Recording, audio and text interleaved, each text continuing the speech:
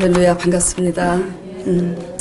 가을 하늘이 높고 공기가 너무 청아하니까 아주 어디로 여행을 좀 떠나고 싶네요. 날씨가 좋은 만큼 또 여러분에게 좋은 일이 있기를 바랍니다. 오늘 이제 빌립보서 3장 4장, 빌립보서는 4장이 끝이에요. 그리고 굉장히 어려운 성경 말씀 중에, 성경 말씀은 다 예언서인데 대예언서입니다. 그래서 에스겔 말씀이 굉장히 어려워요. 열심히들 주석책 보면서 연구하면서 깨닫고 적용하고 그렇게 하시기 바랍니다. 자, 오늘은 빌립보서 이제 말씀의 끝인데, 오늘 빌립보서 3장 4장 말씀을 가지고 경계해야 할 것과 결단해야 할 것이라는 주제로 우리 다 같이 은혜 받으시기 바랍니다. 우리가 삶을 살아가는 데 있어서 무엇을 경계해야 되는지, 날마다 또 우리가 무엇을 선택해야 되는지 잘 분별하지 못하면 잘못된 선택에 대해서, 또 무엇을 경계해야 되는지 분별하지 못했기 때문에 결국 큰 낭패를 당하게 됩니다. 작든지 크든지 우리는 삶을 살아가는 데 있어서 날마다 선택의 기로에 서 있습니다. 모든 상황과 모든 사태에 대해서, 또 사람에 대한 그 분별력은 똑똑하면 똑똑할수록 잘 분별하나요? 안 해요. 똑똑한 것과는 무관합니다. IQ와 EQ는 틀려요. IQ는 타고난 머리이지만 EQ는 생각하는 머리입니다.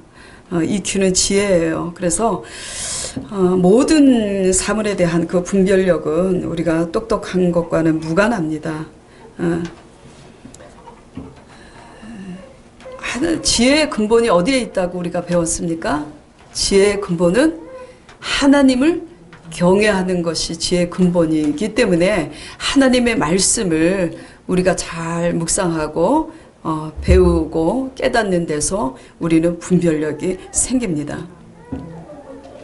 자, 그런데 우리 자신이 분별력이 있는지 없는지를 가늠할 수 있는 확실한 기준이 있습니다. 각자 아마 지금 설교 들으시면서 내가 분별력이 있다고 다들 생각하실 겁니다. 분별력이 있는지 없는지를 잘 우리 자신을 진단하는 그런 기준이 있어요. 그게 뭐냐면, 첫째는 이제 우리의 마음 상태입니다. 우리 마음이 올바르냐 올바르지 않으냐, 또 다른 표현으로 우리 마음이 악한가 악하지 않은가, 이것을 따라서 분별력이 있는지 없는지 그렇게 돼요. 그 다음에 두 번째는 우리 자신이 상대방의 말을 잘 귀담아 듣는지 아니 듣는지, 이것에 의해서 뭐라고요? 우리 마음 밭이, 우리 마음 상태가 악한지 선한지, 그리고 내가 사람 말에 잘 귀담아 듣는 자인지 아닌지에 따라서 우리는 분별력이 있기도 하고 없기도 합니다.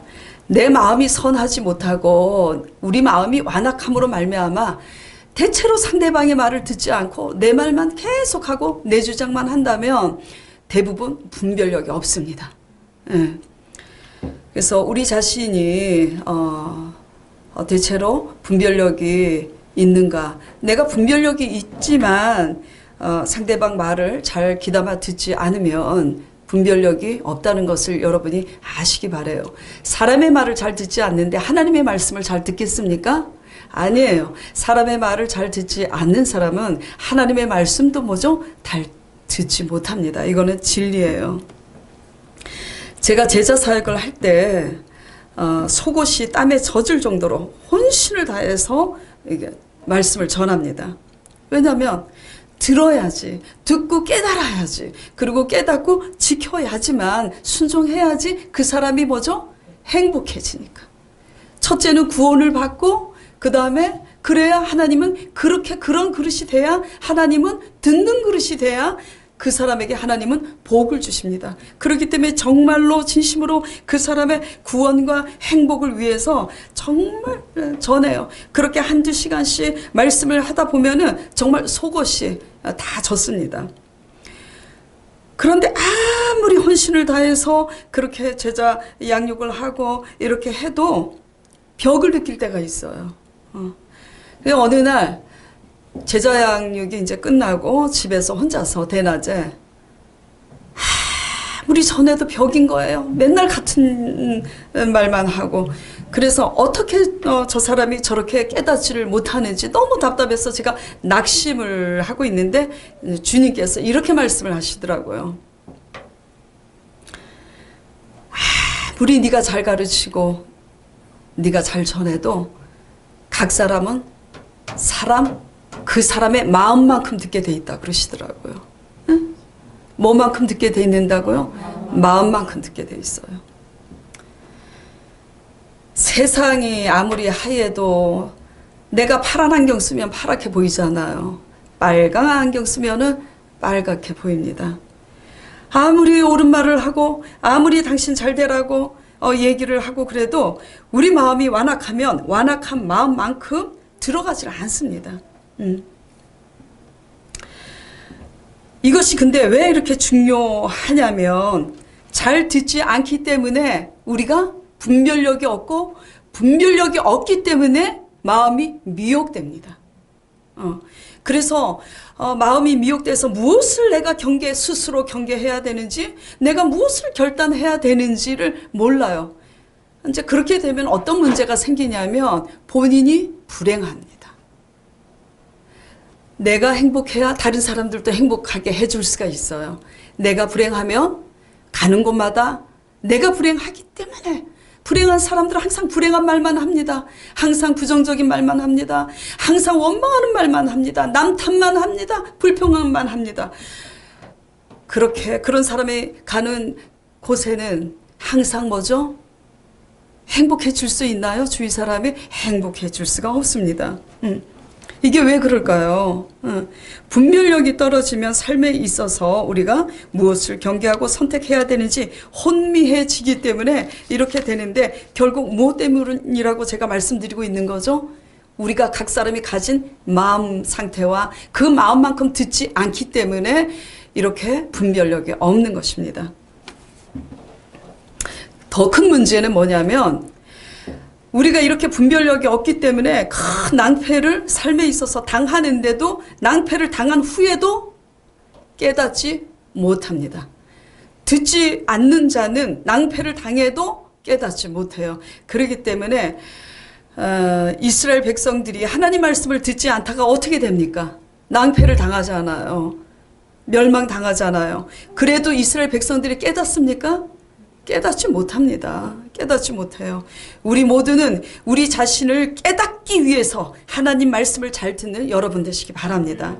자, 오늘 그렇다면은 경계해야 될 것이 뭘까? 오늘 본문 말씀을 통해서 빌립보 말씀을 통해서 살펴보도록 하겠습니다. 경계해야 될 것은 첫째, 우리 자신이 나 자신이 어디를 가든지 내가 하나 되는 사람인지 하나 되지 못함을 뭐죠? 경계해야 됩니다.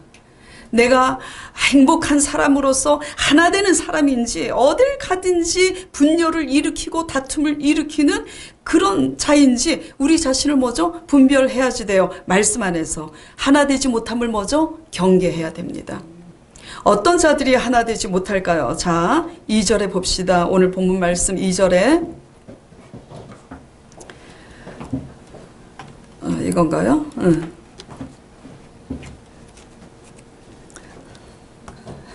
자, 2절 다 같이 우리 봅시다. 자, 시작. 개들을 삼가고 해각하는 자들을 삼가고 손할례당을 삼가라.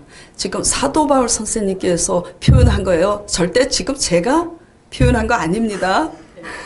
개들이라고.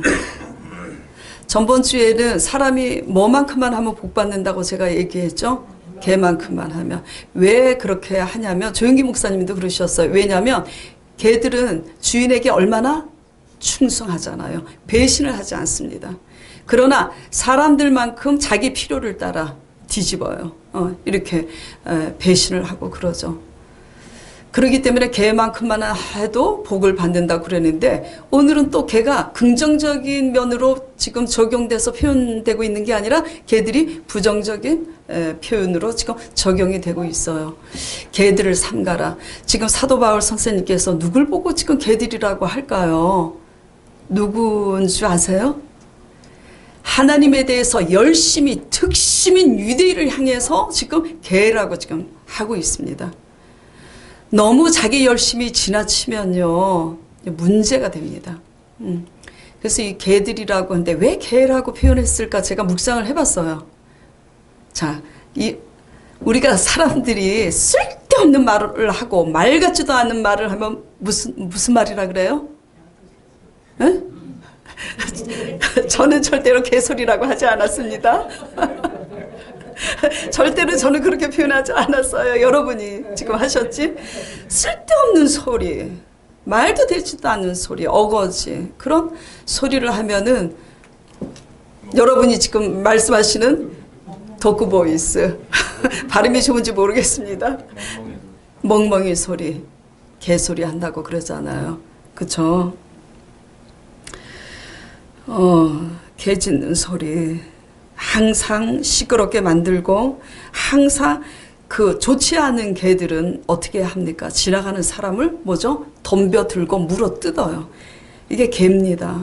우리는 개 같은 인생을 살면 안 돼요. 그래서 경계해야 될 것은 입만 열면 사람을 유익하게 하는 말보다는 항상 어디를 가든지 시끄럽게 만들고 다툼을 일으키고 분열을 일으키는 그런 사람을 경계해야 돼요. 조심해야 돼요. 그리고 또 그러한 우리 자신이 없는지 우리 자신을 스스로 돌아보고 경계해야 됩니다. 내가 어디를 가든지 나 때문에 화합이 되는지. 제가 우리 강전도사가 실수할 때가 있습니다. 사람이니까. 저도 그래. 저도 실수하잖아요. 가끔 가다 이런저런 말이 들리면 저는 강전도사 편을 들어요. 왜냐하면 강전도사는 항상 문제가 있을 때 사람을 뭐죠? 항상 화합하게 해요. 항상 그런 장점이 있습니다. 우리는 무슨 일이 있어도요 하나 되게 해야 됩니다. 불난 집에 부채질하면 되지 않아요. 성경의 마태복음 18장 15절 17절에 이런 말씀이 있습니다. 한 사람이 죄를 범하면 개인적으로 가서 그렇게 하지 말라고 권면을 하라고 그래요. 당신 이러면 안 된다고. 그래도 듣지 않으면 두세 사람이 그 사람을 불러서 얘기를 하라고 그럽니다.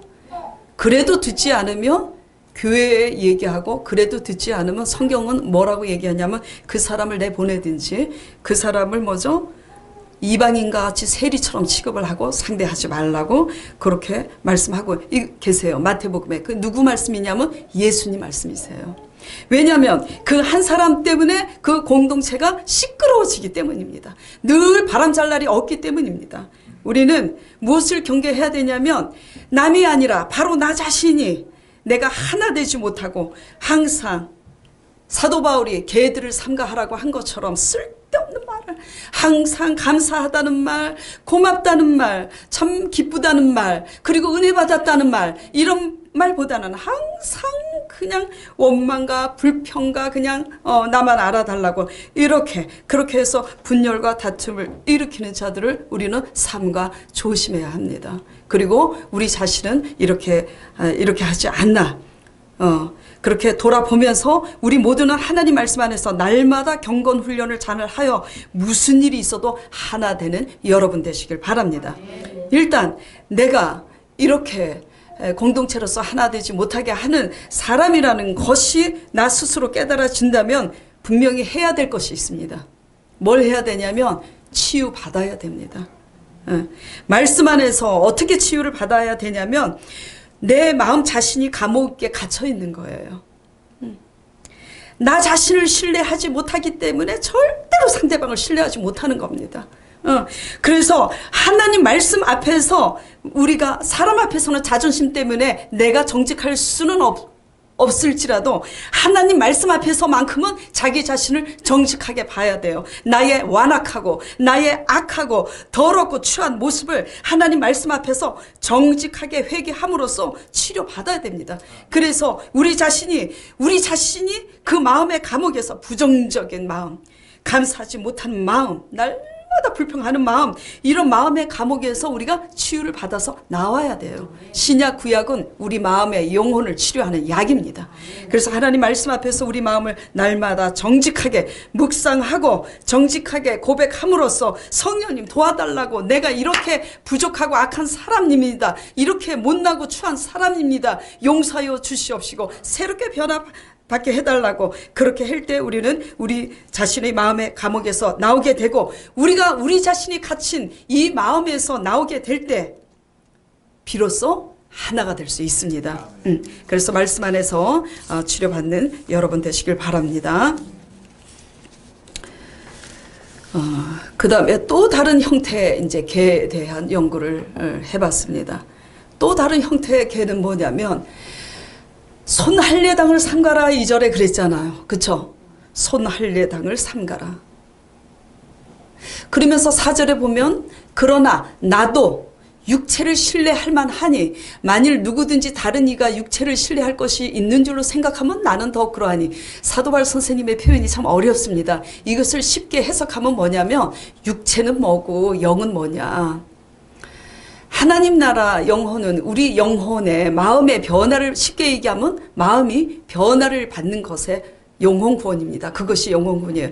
육체를 자랑하는 것은 이 땅에서 눈에 보이는 안목의 정력, 육체의 정력, 그러니까 눈에 보이는 그런 것으로 자기 자랑을 삼는 것이 육체예요. 그러니까 뭘 자랑을 할까요? 가문으로 자랑을 하고, 혈통으로 자랑을 하고, 내가 학식이 많다는 것으로 자랑하고, 내가 교회에서 이런 공로를 했다고, 그쵸? 자랑하고, 이런 자랑할 거. 그러니까는 사도 바울 선생님이 너네들이 그렇게 자랑할 것으로 인해서 맨날 교회를 시끄럽게 개같이 그렇게 지저대고 이렇게 하고, 그리고 할례를 받지 않으면 구원받지 못한다고 그냥 어리석게, 구원은 믿음으로 받는 건데 믿음도 없으면서 할례를 받아야 구원받는다고 착각하고 어리석게 주장함으로 시끄럽게 하는 너네들, 그리고 뭐 학식이 많은 것처럼 그렇게 자랑을 하고 가문과 혈통을 자랑하는데, 그렇게 한다면 나도 뭐죠? 자랑할 게 너네들 못지않게 있다, 지금 그렇게 얘기하고 있는 거예요. 사도 바울은 귀족 문화 출신이에요. 누구보다도 많은 학식을 가진 자들이에요. 그래서 하나님께서는 사도 바울을 어떻게 쓰시냐면, 감옥에 갇혀서 로마 감옥까지 이송되게 해서 로마의 모든 그 관원들, 그 재판관이나 아그리빠 왕, 모든 왕들, 귀족들 앞에 서서 하나님의 복음을 전하게 합니다. 똑똑한 사람은 똑똑한 사람대로 하나님께서 쓰셔요. 그러나 우리가 똑똑하다고 자랑하다고 여기는 것이 도리어 그것 때문에 시끄러워지고, 그것 때문에 하나가 되지 못하고, 그것 때문에 그것이 개소리가 된다면 뭐죠? 하나님의 의를 이루지 못하는 겁니다. 그러면서 4장 2절에 보시기 바랍니다. 4장 2절. 자, 4장 2절 읽어보시기 바랍니다. 내가 유오디아를 권하고 순두개를 권하노니 주 안에서 같은 마음을 품으라. 지금 사도 바울 선생님께서 빌립보 교회를 향해서 지금 누구를 권하고 있어요? 유오디아를 권하고 순두개를 지금 권면하고 있는 겁니다. 주 안에서 같은 마음을 품으라. 자, 이 말씀을 보면서 유오디아라는 사람하고 순두개라는 사람하고 지금 같은 마음을 품지 않고 분열돼 있고 파가 갈리고 있고 그렇다는 거 눈치챌 수 있잖아요. 하나가 돼서 같은 마음을 품고 있으면 이렇게 권면할 필요가 없잖아요. 지금 유오디아하고 순두개가 그래서 어떤 일을 했길래 도대체 지금 사도 바울 선생님께서 이런 말씀이 나오나 그래서 찾아봤어요. 찾아보니까 예를 들면 이 두 분 중에 한 분은 어떤 사람이 있냐면 오늘날의 전도부장과 같은 사람이에요. 한 사람은 전도를 엄청 열심히 해. 또 한 사람은 구제를 열심히 하고 선한 일을 열심히 해. 근데 전도하는 일이 얼마나 아름답습니까? 구제하는 일이 얼마나 아름다워요. 근데 이 아름다운 일을 두 사람이 하면서도 사이가 좋지 않아요. 왜 그렇죠?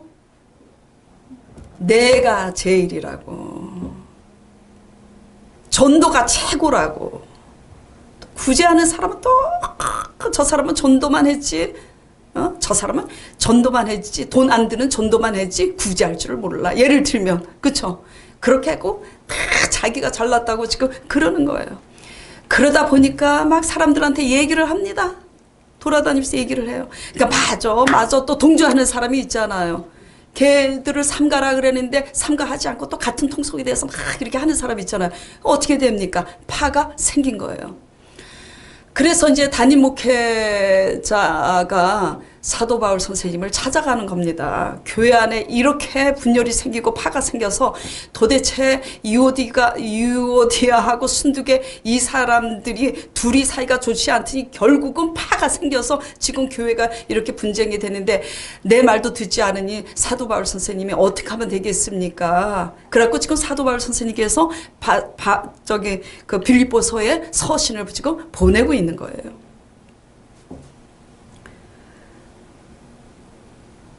이런 것들이 이제 우리 삶 속에 오늘날 이제 어떻게 적용이 되죠, 그렇죠? 내가 좀 학식이 있다고 해서, 내가 좀 경험이 있다고 해서 그것이 자랑거리가 되고 으뜸이 돼서 교회 안에서 좌지우지한다면 문제가 됩니다, 그렇죠? 그리고 또 내가 좀 학식이 있다고 해서, 내가 좀 안다고 해서 부족한 자들을 무시할 수도 있잖아요, 그렇죠?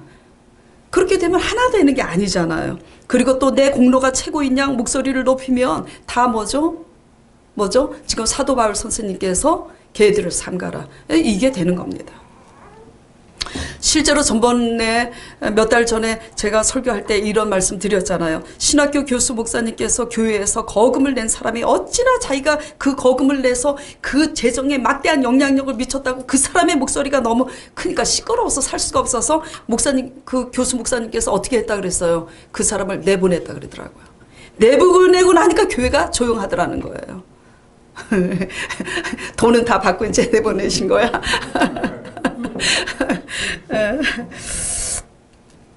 내보내시기까지 얼마나 권면을 했겠어요. 그쵸? 그래요. 교회에서 하나됨을 배우지 못한다면 나가서 하나됨을 배울 수 있겠습니까? 절대 배우지 못합니다.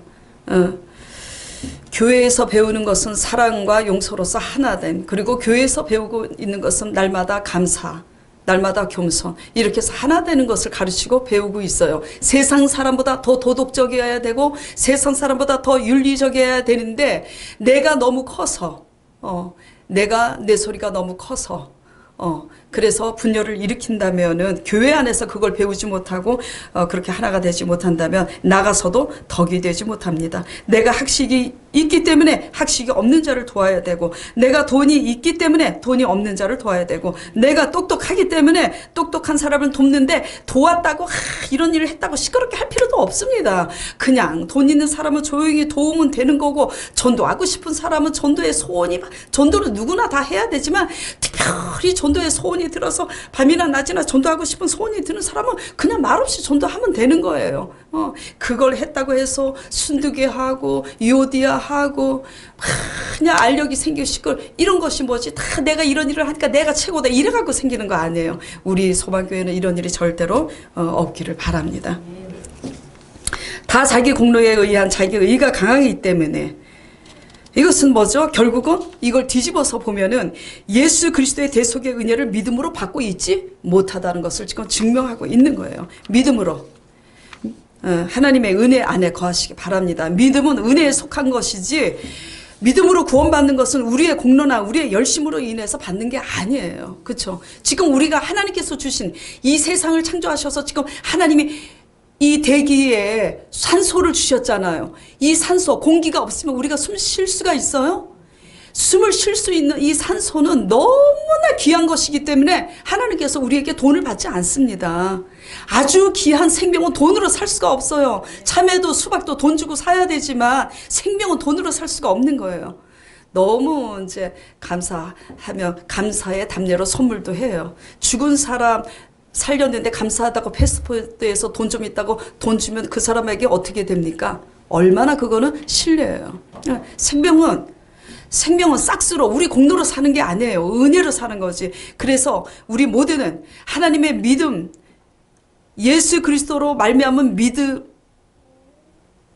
안에서 하나님의 은혜로 받는 여러분이 되시길 바랍니다. 그래서 하나님의 믿음을 은혜로 받음으로 은혜를 은혜로 여긴다면 우리의 의는 날마다 내려놓는 법을 배워야 할 것입니다. 사도 바울 선생님께서 3장 5절 9절 다시 또 거꾸로 가보도록 하겠습니다. 5절 9절 그러면서 4절에 나도 너네들이 자랑하는 육체로 인해서 뭐 가문과 혈통, 학식 이렇게 자랑하는데 나도 자랑할 것이 있다. 그러면서 이제 5절 내가 8일 만에 할례를 받고 이스라엘 족속이고 율법으로는 바리새인이고 이제 이렇게 설명을 하는 거예요. 그런데 6절에 뭐라고 지금 하고 계시죠? 사도 바울 선생님께서 그 내가 자기를 유익하게 하는 육체로 자랑할 만한 것이 있는 그 자랑할 것 때문에 그 자랑할 것으로 그 열심으로 교회를 어떻게 했다 그래요? 핍박했다 그러잖아요. 핍박해요. 율법의 의로는 흠이 없는 너네들보다 내가 더 자랑할 수 있는 흠이 없는 자였는데 내가 그 흠 없는 자랑할 만한 것으로 내 열심으로 교회를 핍박했다고. 그렇기 때문에 7절 읽어보세요. 그러나 무엇이든지 내게 유익하던 것을 내가 그리스도를 위하여 다 해로 여길 뿐더러 8절 또한 모든 것을 해로 여김은 내 주 그리스도 예수를 아는 지식이 가장 고상함을 인함이라. 내가 그를 위하여 모든 것을 잃어버리고 배설물로 여김은 그리스도를 얻고 9절 그 안에서 발견되게 할미니 내가 가진 의는 율법에서 난 것이 아니요 오직 그리스도를 믿음으로 말미암은 것이니 곧 믿음으로 하나님께로서 난 의라. 사도 바울 선생님 표현이 어려우셔서 제가 쉽게 지금 다시 풀어서 여러분에게 해설해 드리는 거예요. 오직 그리스도를 믿음으로 말미암아 우리가 구원받은 것은 은혜에 속해 있는 거잖아요. 그렇죠? 이 은혜를 은혜로 아는 것은 믿음만이 느낄 수 있는 건데 믿음으로 하지 않을 때 어떤 현상이 생기냐면 우리가 육체로 자랑할 수 있는 그 자랑으로 인해서 결국은 뭐죠? 하나님의 의를 거스르는 행동을 하게 된다라는 얘기죠. 결국 한마디로 결론적으로 쉽게 얘기하면 믿음이 없다라는 얘기입니다. 믿음이 없다라는 얘기예요. 근데 지금 사도 바울 선생님께서 그 열심으로 핍박했잖아요. 그리스도인들을. 근데 어디서 변화가 됐어요? 다메섹 도상에서 예수님께서 나타나셔서 바울아 바울아 사울아 사울아 너가 나를 어찌하여 핍박하느냐. 깨달았잖아요. 다메섹 도상에서 예수님 만나서 깨닫고. 그리고 나서 진정으로 예수님의 살아계신가 예수 그리스도의 은혜 안에서 새롭게 변화를 받으니까 자기가 자기 자신을 유익하게 여기고 자랑했던 그 모든 것들이 도리어 교회를 핍박하고 하나님의 의를 이루지 못하는 것들을 깨달은 거예요. 그래서 이제는 자기가 유익하게 여기고 자랑했던 것들을 뭐와 같이 지금 여긴다 그래요? 배설물로 여긴다고 그럽니다. 배설물은 냄새가 나요, 안 나요? 냄새 납니다. 우리가 우리 자신을 의롭게 여김으로써 나타나는 것이 냄새를 풍깁니다. 계속 내가 똑똑하다, 내가 잘났다. 그래가지고 그냥 계속 이런 것들은 뭐죠? 다 냄새를 풍겨요. 우리는 예수 그리스도로 자랑하고 성령으로 봉사함으로 예수의 향기, 예수 냄새를 풍기기 바랍니다. 내 자랑하지 마시고 내 주장하지 마시고.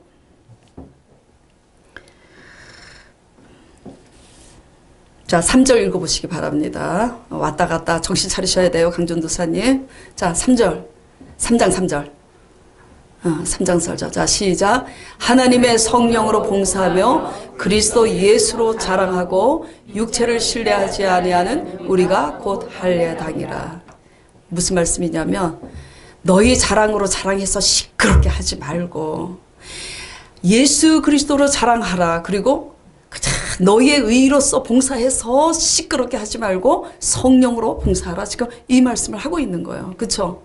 이게 더 쉽게 얘기하면 뭡니까? 결국은 믿음으로 말미암아 구원받고 그 믿음 안에서 하나님의 은혜를 체험하는 거 아닙니까? 하나님의 은혜와 사랑을 각자 체험했으면 그 은혜와 하나님의 사랑을 체험한 그 기억 속에서 하나님의 영의 소원과 소욕을 따라서 남보다 나를 더 낫게 여기면서 그렇게 섬기고 봉사라는 말입니다. 그렇게 하지 않으면 항상 시끄러워요.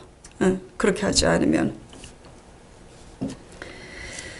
자, 그리고 또 다른 더 깊이 더 이렇게 봅시다. 제가 왜냐하면 교회를 세우기까지 훈련받은 부분이 이 부분이에요. 또 다른 모습의 개의 모습. 우리가 하나님을 믿는다고 하지만 내가 개 같은 소리를 하면서 내가 개 같은 유대인들과 같은 모습이 아닌 줄로 생각했는데 제가 어느 날 깨닫게 됐어요. 내가 그 바리새인이고 유대인이었구나 깨닫게 되었습니다. 그거 깨닫고 그거 실천하고 나니까 하나님께서 교회를 세우게 하신 거예요. 자, 세상적으로 이제 세상적인 관점에서 한번 제가 설명을 해보도록 할게요. 대답해 보세요. 자, 세상적으로 요새 세상이 음란합니다. 그냥 무슨 범죄가 나면 옛날에는 그렇지가 않았는데 요새는 껐떡하면 뭐 경찰들도 성폭행. 경찰관들이 성폭행하면 됩니까? 뭐 이거 경찰관들 그리고 학교의 교사들 막 성폭행. 세상에 너무 음란해요. 인터넷이 편리하기도 하지만 인터넷을 잘못 또 다루면 음란 동영상에 또 심취돼서 음란해지기도 합니다. 자, 세상적으로 음란 동영상, 음란물에 심취해 있는 자들이 거기에서 중독되어 있으면 다른 건전한 책의 재미를 느낍니까? 못 느껴요. 자, 그러면 세상적인 관점에서 볼 때 세상적인 정상적인 건전한 사람들이 음란 중독, 도박 중독에 되어 있는 자들을 어떻게 바라봅니까? 비정상적으로 바라보지 않아요. 그렇잖아요. 비정상적으로 바라봅니다. 그래서 이걸 세상의 정상적인 사람들이 그들을 향해서 뭐라고 이제 비난하냐면 중독자다. 저 사람 음란 중독에 되어 있고 도박에 중독되어 있다고 그래요. 이건 세상 관점에서 봤어요. 자, 교회 관점에서 한번 봅시다. 하나님 관점에서. 교회 안에서 심취해 있고 중독되어 있는 사례들을 한번 살펴볼게요. 지금 있죠. 제 얘기가 아닙니다. 구약에서부터 구약 지금 열왕기상 봤잖아요. 열왕기상 말씀에 배 타고 이렇게 오면서 계속 신약 오늘날에 이르기까지 제가 뭐죠? 순복음 교회에서 초신자서부터 구역장, 지역장, 신학교 졸업해서 교회 세우기까지 많은 사람들을 제자 사역을 하면서 제가 봤어요.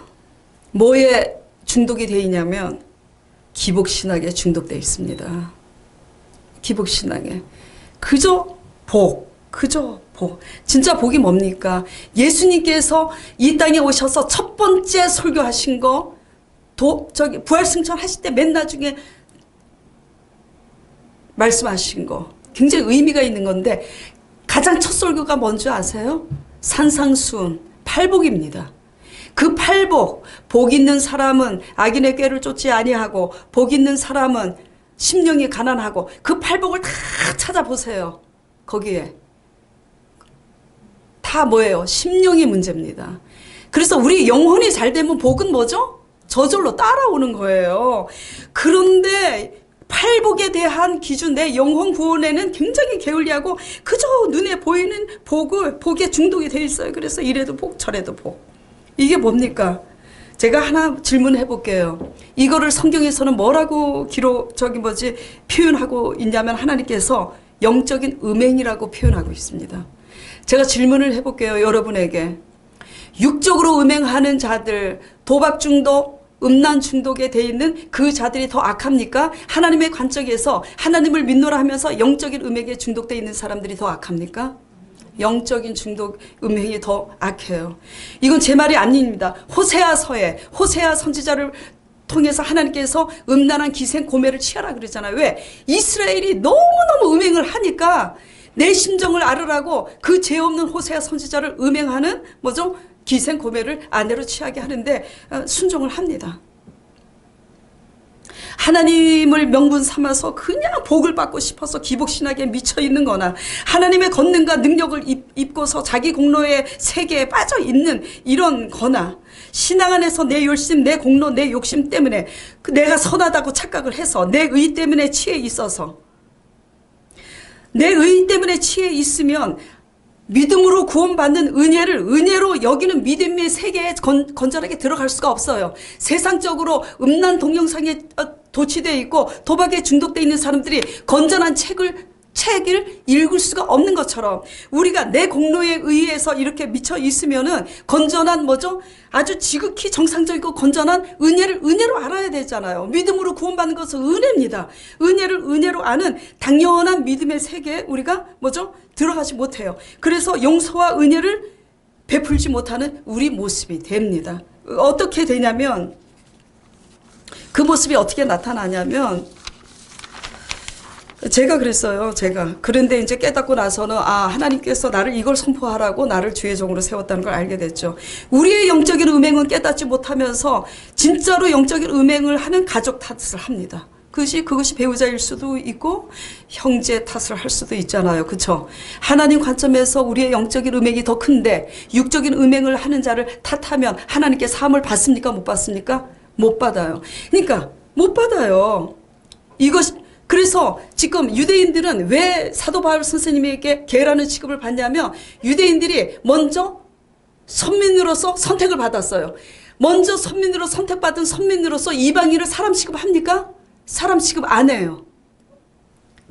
하나님은 왜 불렀어요? 이방인을 복음화하라고 불렀지 사람 취급하지 말라고 부른 게 아닙니다. 그러니까 자기네들이 선민이라고 이방인을 개 취급하니까 하나님이나 하나님의 사람 바울에게 무슨 취급을 받아요? 개 취급을 받는 것입니다.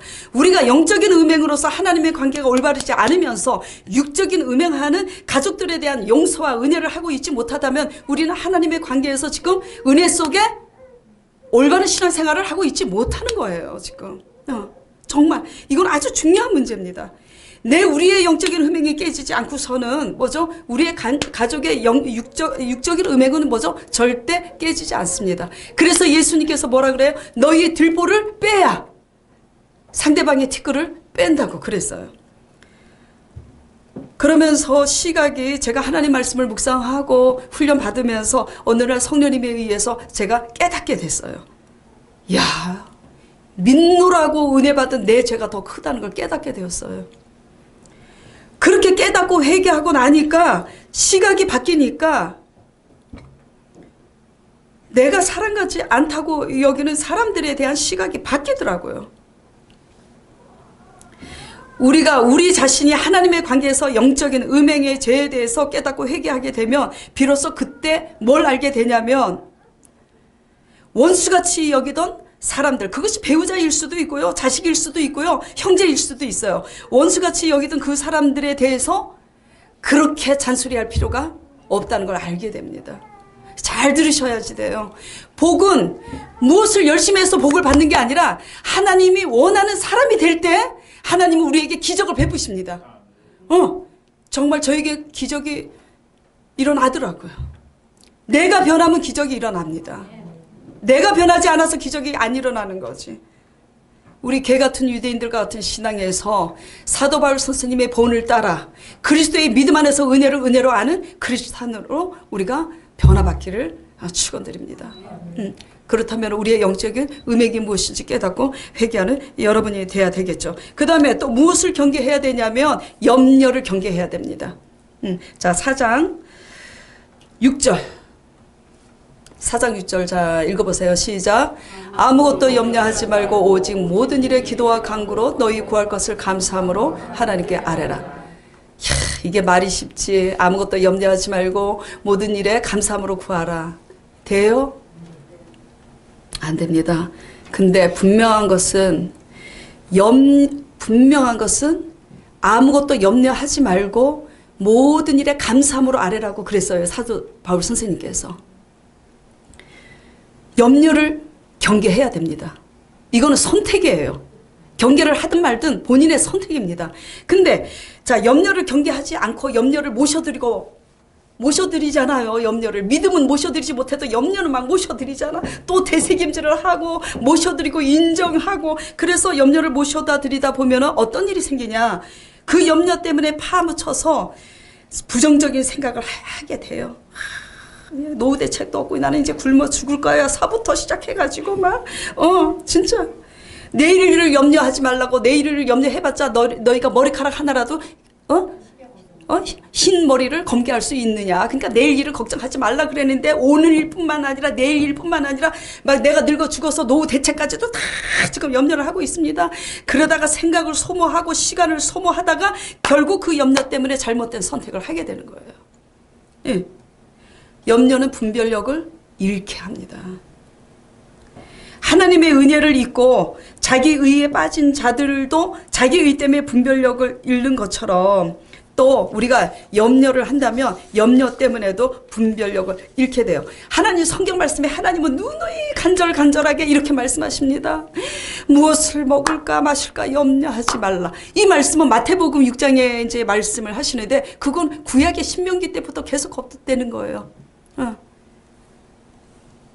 이스라엘 백성들이 막 물이 없다고 불평하고 떡이 없다고 불평할 때 메추라기 만나 다 보내주시면서 그러면서 사람이 떡으로만 살 것이 아니라 여호와의 입으로 나오는 말씀으로 살 것이니 말씀으로 살 때 먹을 거 입을 거 해주겠다. 계속 신명기 때부터 그냥 계속 말씀하고 계시는 거예요. 그리고 예수님께서 실제로 오셨을 때도 계속 말씀하시는 거예요. 무엇을 먹을까 무엇을 입을까 염려하지 말라고 그렇게 날마다 자주 말씀하시는데 왜 이렇게 그 말씀은 안 들리고 안 믿어지는 걸까요? 그렇죠. 이미 내가 염려를 너무나 크게 모셔드리고 환영하고 뭐죠? 인정하고 그래서 내 안에 진치고 있는 겁니다. 그 염려가. 염려를 경계하고 타파하지 않기 때문에 결국 그 염려 때문에 잘못된 선택을 하고 잘못된 선택을 함으로써 어떻게 돼요? 낭패를 당합니다. 너무나 많은 것을 잃어요. 우리가 도둑이 들어올까봐 어떻게 합니까? 문단속을 하잖아요. 잘해요. 거기다 문단속만으로도 부족하니까 어떻게 해요? 그 창문에다가 또 창살까지 세웁니다. 응? 근데 사실 도둑은 들어와봤자 사람이 있어서 사람을 해코지 않는 바에는 훔쳐가봤자 그거예요. 몇백만 원 있으면 몇백만 원 훔쳐갑니다. 그쵸? 금반지 있으면 금반지 훔쳐가고 그래요. 옛날에 서초동에 있을 때 저희 집에 도둑이 든 적이 있었어요. 근데 순간 부흥회 끝나고 이제 집에 들어왔는데 집이 난장판인 거야. 막 장롱 열려 있고 뭐 다 열려 있고. 근데 순간 그 도둑이 너무 불쌍한 거야. 어머 어떡해. 우리 집에 훔치러 왔는데 얼마나 불안하고 온 저거를 다 뒤졌을 텐데 건져가는 게 없어서. 큰 핸드백에는 큰 성경책이 있고 중간 핸드백에는 중간 성경책이 있고 작은 핸드백에는 작은 성경책이 포켓이 있으니 그 사람이 얼마나 짜증났겠어요. 핸드백이 열면 뭐 폐물이 있어, 뭐 돈이 있어, 얼마나 김샜을까 이제 그런 적이 있었는데 어쨌든 우리는 도둑이 들까봐 문단속을 하고 창살도 이렇게 하고 단디 합니다. 그런데 염려라는 도둑은 눈에 보이지 않으니까 우리가 뭐죠? 그냥 모셔드려요. 염려라는 도둑이 들어와서 우리 마음속에 진을 치면 마음 문에 진을 치면은 이미 우리는 당해요. 염려라는 도둑에 당해갖고 실제로 도둑이 들어와서 훔쳐가는 것보다 더 많은 것을 잃어버리게 됩니다. 그래서 우리는 알아야 될 것은 이 염려라는 도둑 눈에 보이지도 않고 소리 소문 없이 들어와요. 성경 말씀에 그 도둑 뭐지? 이름이 지금 갑자기 생각이 안 나. 소리도 없이 들어온다고 그랬어요.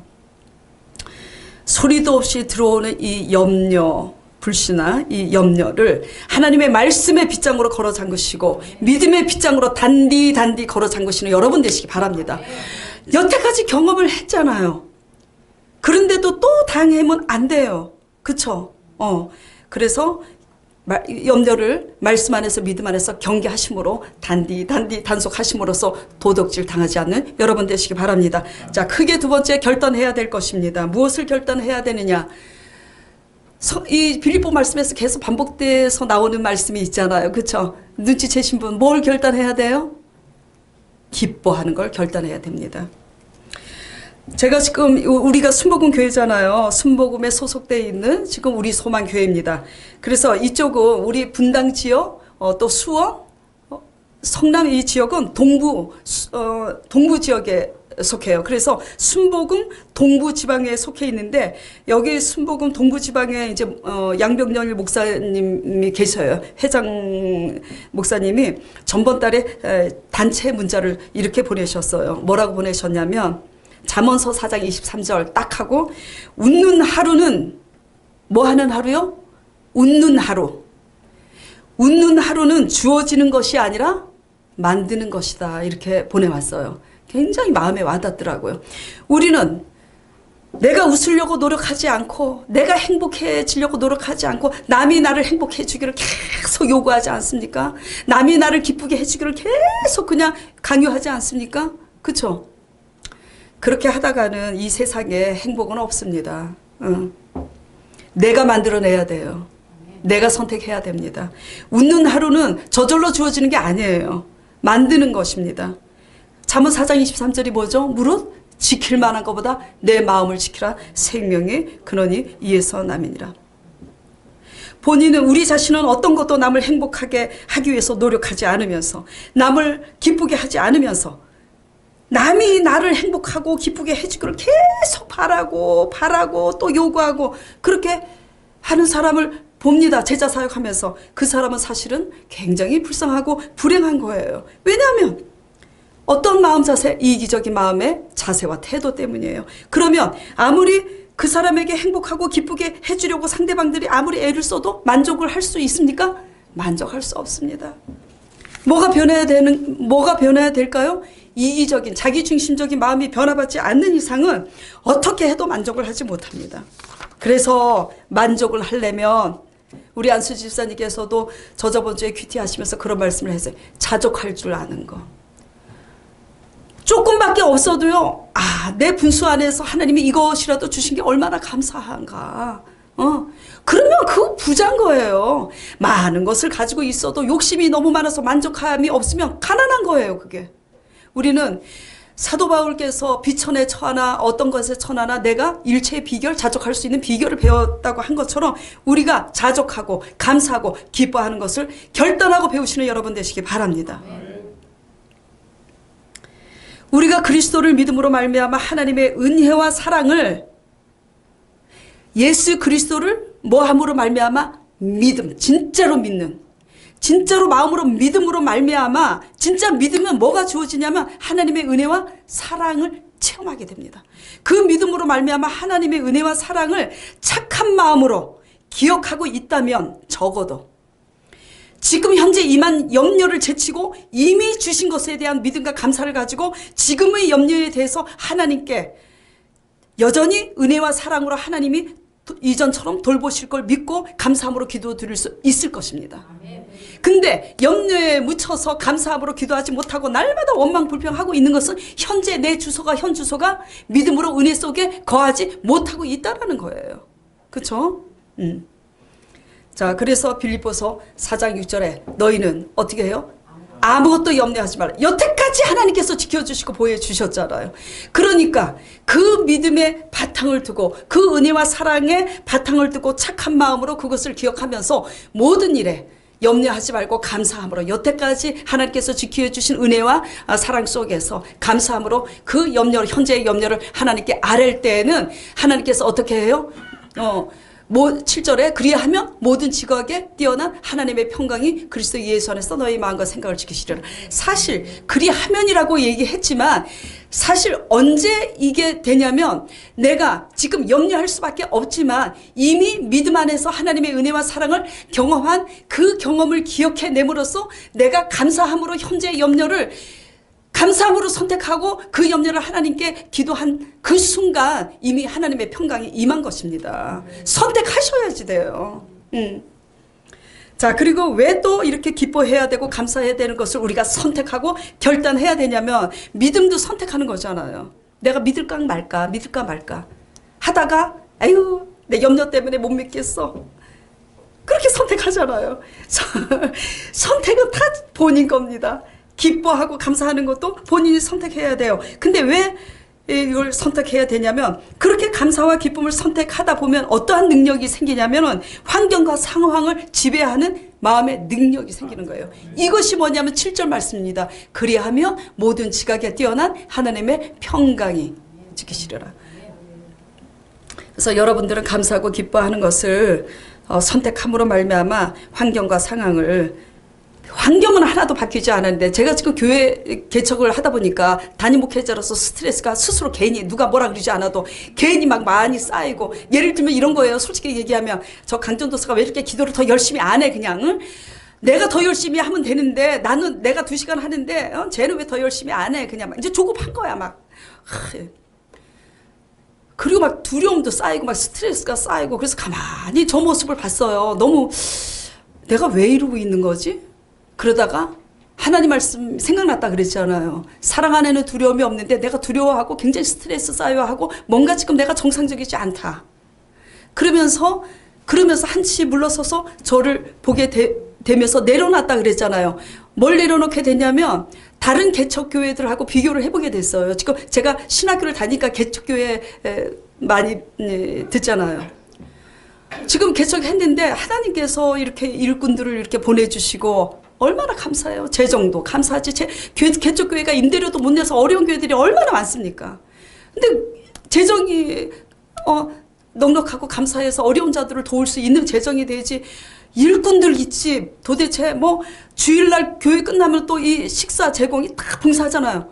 가만히 보니까 다 주셨어.